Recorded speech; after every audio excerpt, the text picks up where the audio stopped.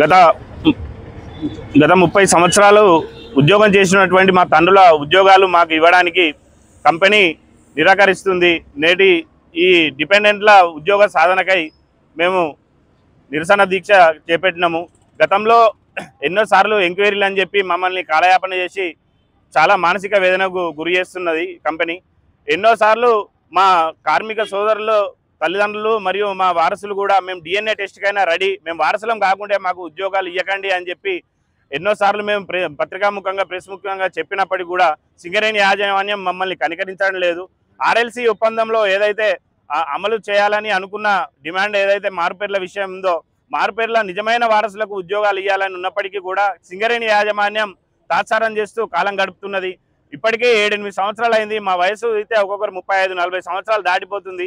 ఇంకెప్పుడు మాకు ఉద్యోగాలు ఇస్తారు అని చెప్పి మేము ఈరోజు నిరసన దీక్ష చేయడం జరిగింది. అయ్యా సింగరేణి యాజమాన్యం గారు, ఉరిశిక్ష ఎవరైతే ఉరిశిక్ష పడిన వారైతే ఉంటారో వాళ్ళకు కూడా క్షమాభిక్ష పెడతారు. అలాగే మాలాంటి ఈ నిరుద్యోగులకు మా 30 సంవత్సరాల కంపెనీకి సేవనందించిన మా తల్లిదండ్రుల మీద కనికరం చూపించి మాకు ఒక్కసారి క్షమాభిక్ష పెట్టిన విధంగానైనా ఉద్యోగాలు కల్పించాలి. మేము ఇంకెన్నిసార్లు ఇంకెంతమంది కాళ్ళు మొక్కాలి, ఎన్ని ఆఫీసుల చుట్టూ తిరగాలి, ఎందుకు మమ్మల్ని ఇట్లా గోసబుచ్చుకుంటున్నారు?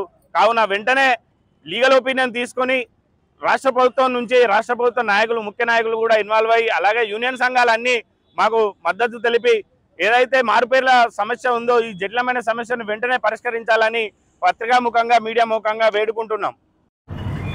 ఇవాళ సింగరేణిలో మారుపేర్ల సమస్య అనేది చాలా ఏళ్ల నుంచి ఉన్నది. ఇవాళ మాకు మారుపేర్ల సమస్య వల్ల మాకు ఉద్యోగం అనేది ఇంతవరకు కూడా రాలేదు. మా తండ్రులు 1944 ఆ టైంలో వాళ్ళు రన్నింగ్లో ఆల్రెడీ ఉద్యోగం గెలుచుకున్నారు. కానీ అప్పుడు ఏదో జరిగినందుకు వారు మారుపేర్ల కింద పడిపోయారు. మారుపేర్లతోటే వాళ్ళు ఉద్యోగం చేసి మెడికల్ ఇన్వాలిడేషన్ అయిపోయారు. ఇవాళ కారుణ్య నియామకంలో మేము ఉద్యోగాలకు అప్లై చేస్తే ఇవాళ మీది మారుపేరు ఉన్నదని చెప్పేసి యాజమాన్యం మాకు ఉద్యోగం నిరాకరిస్తుంది.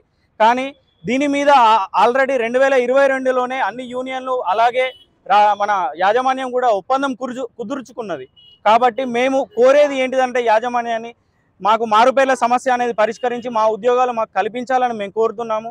అలాగే రాష్ట్ర ప్రభుత్వం కానీ అన్ని జాతీయ సంఘాలు, అన్ని రాజకీయ పార్టీలు కూడా మాకు మద్దతు తెలిపి మా సమస్యను పరిష్కరించాలని మేము వేడుకుంటున్నాం. ప్రియమైన మిత్రులారా, నా పేరు గౌని నాగేశ్వరరావు, IFTU రాష్ట్ర నాయకుడిని.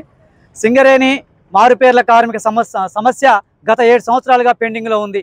విజిలెన్స్ వారు ఈ కేసును పెండింగ్లో పెట్టి 7 సంవత్సరాలు కావస్తుంది. RLC వాళ్ళు పరిష్కరించాలని చెప్పినప్పటికీ ఈ సమస్యను పరిష్కరించకపోగా అవమానాలతోటి గురై అనేక కుటుంబాలు రోడ్డున పడ్డటువంటి పరిస్థితి ఉంది. ఇవాళ సింగరేణి లాభాల్లో 1000 కోట్ల లాభాల్లో వీళ్ళ తల్లిదండ్రుల వాటా ఉందన్న సంగతి మర్చిపోవద్దని సింగరేణి యాజమాన్యాన్ని గుర్తు చేస్తాం.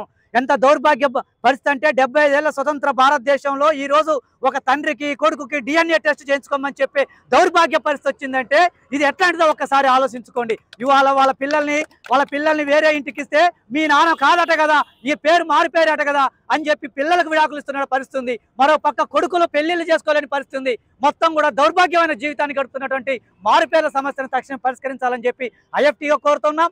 ఈ సమస్య RLC పెండింగ్ లో ఉంది, విజిలెన్స్ పెండింగ్ లో ఉంది. RLC పరిష్కరించాలని చెప్పినా విజిలెన్స్ వాళ్ళు పట్టించుకోవడం లేదు, పెండింగ్ లో పెడుతున్నారు. అందులో 1000 కోట్ల లాభాల వాటలో ఉన్న సింగరేణి మాత్రం అసలు ఈ సమస్య పట్టించుకోవడం లేదు. అందుకే స్ట్రక్చర్ మీటింగ్ లో, గుర్తింపు సంఘం ఎన్నికల్లో అనేక సార్లు మేనిఫెస్టోలో వీళ్ళు పెట్టారు, అయినా ఈ సమస్యను పరిష్కరించుకోవడం లేదు.